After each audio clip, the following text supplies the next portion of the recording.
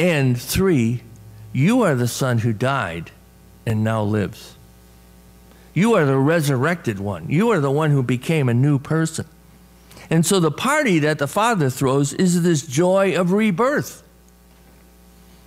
I can imagine every birthday party, think about it, every birthday party in that story I told the kids when that little baby who had the bone marrow transplant, every birthday party where that kid is running amok and sticking his fingers in the cake and, you know, spitting soda at his sister and all the other things that 2-year-olds do. This is a great celebration. We thought we were going to lose this boy. We thought this kid was going to die on us. Look at him. Resurrection. And in this parable, the new person that this son becomes is not a patched up old person, you know, with some of the edges rubbed off and, you know, a different attitude about a couple of things here and there, which is what a lot of times we think this has happened. You know, the son finally straightened out. This is a whole new son. This is not a son after hormone treatments. This is a new person who has risen from the fact that he was once dead and now he has been found alive. And that's what the Father celebrates.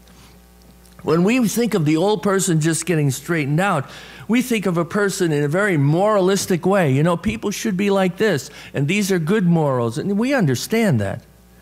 But it's not only moral perspective that changes, because when God tells us these stories contain the fullness of human life. Everything it means to be a human being is in this particular story. And now we come to the elder son.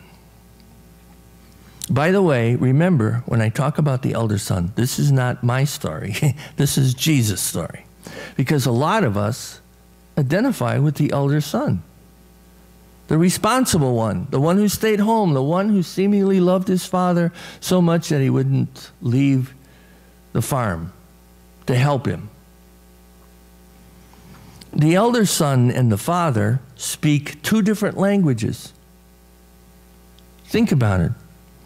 The elder son speaks of lambs and goats and property and money and justice and injustice. I have always stayed here. And you never even killed a goat so I could have a feast with my friends. That's his language about the things around him. The father has discovered a new person in his younger son, that this son has become a new person, aware of his father and the real world. That doesn't have anything to do with things.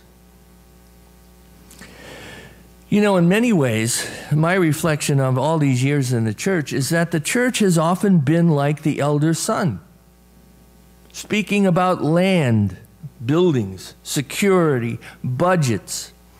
How do we need to stay alive? How can we survive? How can we thrive? How can we get more people in here? Often, especially in one church years ago, the person brought forth a growth plan that translated from from people into money. These were not new people we were inviting into fellowship with us. These were not new friends coming our way. These were not new people who would be involved in the mission for Christ. These were pledging units. Can you imagine being a new person and said, Mr. and Mrs. Pledging Unit, we're very happy to have you here. It's like the elder son, worrying about buildings and money and all these other things. I don't mean to say we can operate without money. I don't mean to say that. But that's not the first thing. By far and large, that is not the first thing. The first thing is to risk ourselves in the hostile world. When, 4 years ago, I guess it was now, when we went down to Katrina, a small group of us went down to do work in Mississippi after the Katrina thing. You saw how hostile the world can be. You looked around, and it was stunning. I mean, most of you have heard the story, some of you haven't, but the little town we went in, the churches were just gone. I mean, they weren't even on the foundation anymore. There were steel beams in certain places hanging around.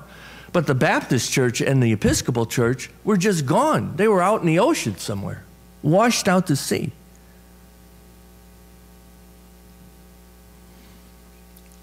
And another thing that reminds me a lot of the church is that the elder son is sure he is right.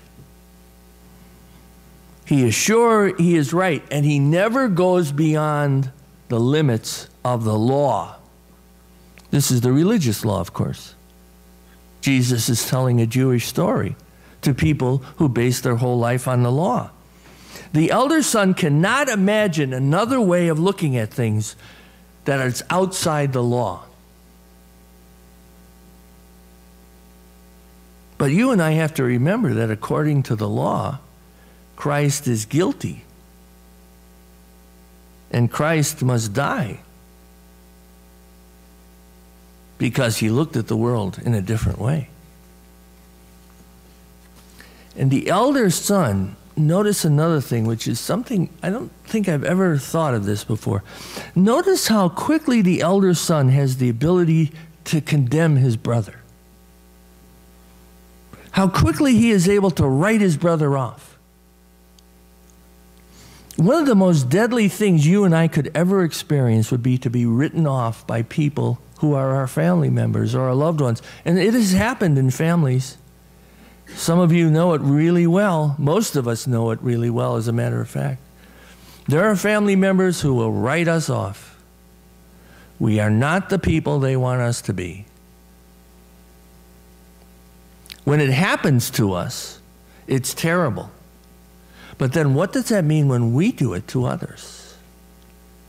Even those despicable family members, when we write them off completely, that isn't to mean to say we go over there and have coffee and muffins with them. I'm talking about an ongoing concern for them being human beings. It's amazing to me that how quickly I could identify with the elder son being able to write people off. No, they're not my kind of people. The church has done that all the time. Some of us as church members have done it all the time. This whole story is brought together in one scene. This whole story, the whole sweep of human history, the whole idea that we hold on to when we come into this church is brought together in one scene. The son comes back and the father embraces him. There's no discussion. There's no list of grievances. There's no rules tacked up on the barn door. The father just embraces him. And I think Jesus told this story because he wants us to know that this is God's desire, to embrace us, you and me, as well as the whole world, that everyone is in God's embrace. The people in Haiti, those people with AIDS in Africa, even the people who are tormentors and oppressors in this world, God would want to embrace if they would allow themselves to be embraced. All the good things in creation, therefore, are ours because God made all of this for us. The beauty of creation is also a way that God embraces us. And God gives this freely out of love for us. No attachments. My son was lost and now is found. My daughter was dead and now is alive. Let's have a party. Amen. Will you please rise now and receive the benediction?